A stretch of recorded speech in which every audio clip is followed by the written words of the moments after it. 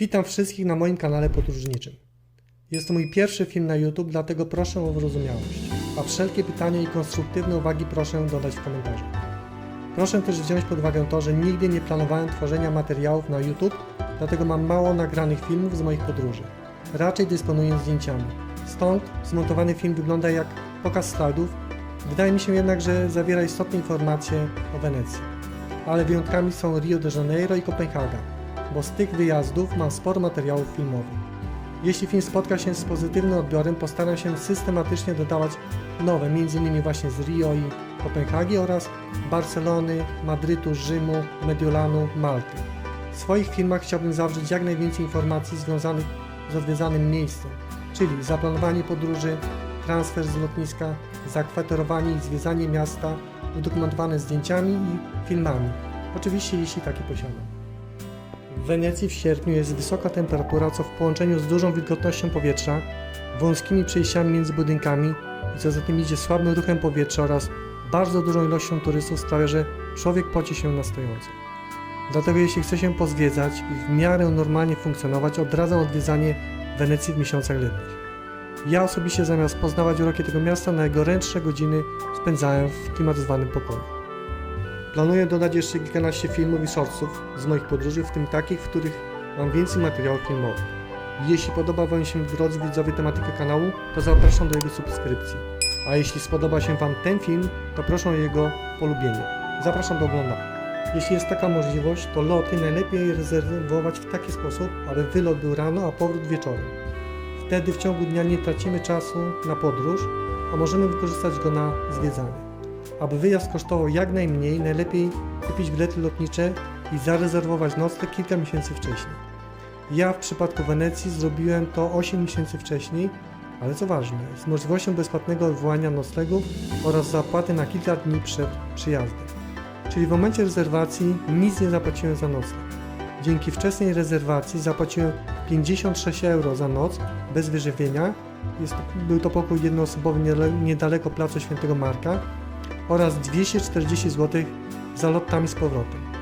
Zatem gdybym w przypadku jakichś losowych zdarzeń nie mógł polecieć, to straciłbym jedynie pieniądze za przeloty, za które trzeba zapłacić w momencie rezerwacji. Oczywiście loty można było kupić taniej, ale wtedy noclegi są nawet kilkukrotnie droższe, na przykład podczas festiwalu filmowego odbywającego się we wrześniu. Dlatego tani lot musi być skorelowany z tanim noclegiem. Sam lot z Wenecji, z Warszawy do Wenecji na lotnisko Marco Polo trwa 2 godziny.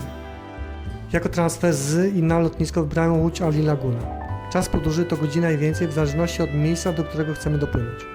Bilet w obie strony kosztował mnie 27 € i są to ceny aktualne na sierpień 2024 roku. Myślałem, że zakosztuję w Wenecji widzialnej od strony wody, ale nie można przebywać w odsłoniętej części łodzi, a widzialność ograniczona jest przez okna, które nie są przezroczyste. Zachlapane są wodą, gdyż sama motorówka poza miastem dość szybko płynie, a kanapa do siedzenia wymusza, aby sylwetka skierowana była do wnętrza łodzi. Ponadto przy złej pogodzie okna są zamknięte, a wtedy już nic nie widać. Do tego lepiej skorzystać z autobusu kosztującego 18 € razem z biletem powrotnym, mającym tylko jeden przystanek – Piazzale Roma we Wenecji. Następnie, w zależności od ilości bagażu, resztę drogi do miejsca noclegu można przebyć pieszo albo dopłynąć tramwajem wodnym Vaporetto w cenie 9,5 €. Dostępne są również bilety dzienne, dwudniowe itd. Tramwaj wodny jest wolniejszy, ale można przebywać w jego odsłoniętej części. A co za tym idzie, można podziwiać zabudowę Wenecji od strony Canal Grande. Nadmienię, że niektóre zabytki widoczne są tylko od strony wody. W Wenecji zamiast dróg są kanały, a zamiast samochodów łodzie. Dlatego zaopatrzenie sklepów, przewóz różnego rodzaju towarów i materiałów budowlanych, wywóz śmieci muszą być wykonane transportem wodnym. I takie usługi do najtańszych nie należą, co ma swoje odzwierciedlenie w cenach w sklepach oraz restauracjach. Bilety do Bazyliki Świętego Marka można kupić albo w kasie przed wejściem, wtedy niestety trzeba swoje ostać w kolejce, albo na ich oficjalnej stronie internetowej. Link podaję w opisie. Bilety kupione przez internet umożliwiają wejście bez kolejki, ale kosztują 2 € więcej. Niestety podczas dużych wydarzeń kulturalnych, np. podczas festiwalu filmowego, który odbywa się we wrześniu, bilety szybko wyprzedają się i mogą być niedostępne.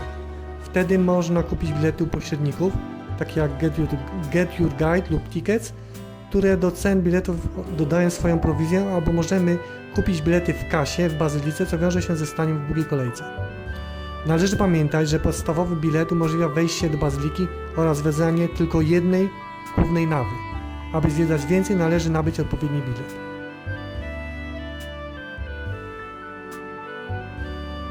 Bilety do wieży zegarowej na placu Świętego Marka można kupić na ich oficjalnej stronie internetowej. Link podaję w opisie.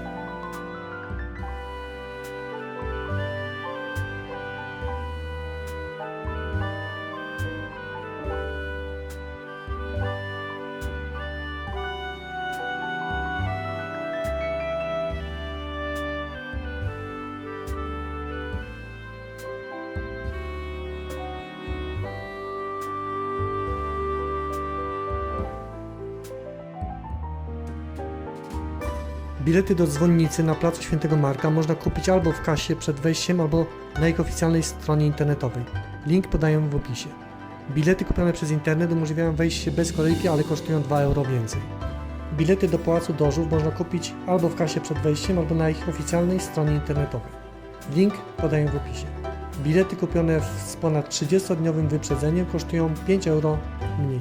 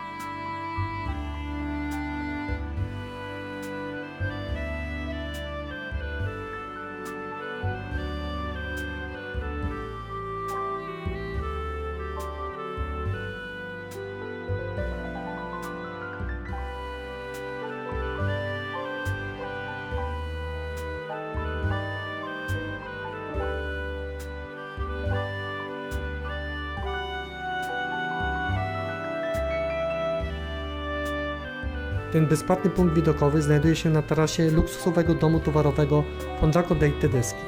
Położony jest on przy brzegu Canal Grande w pobliżu Mostu Rialto.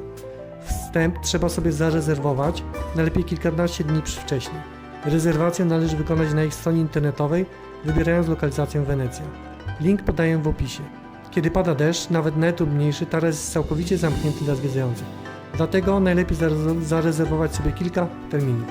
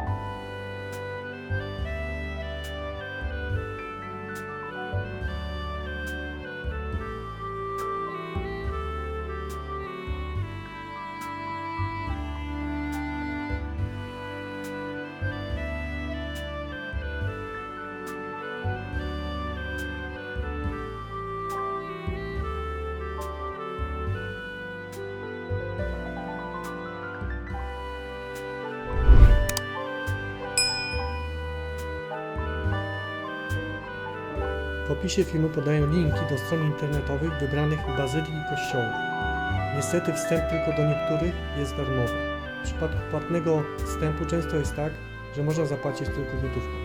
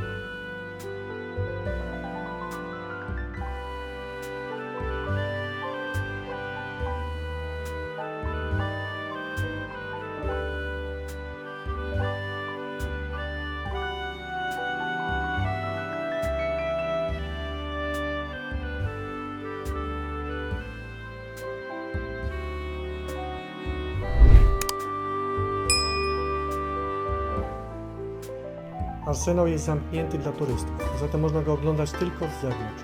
Kilka budynków arsenału służy celom wystawienniczym.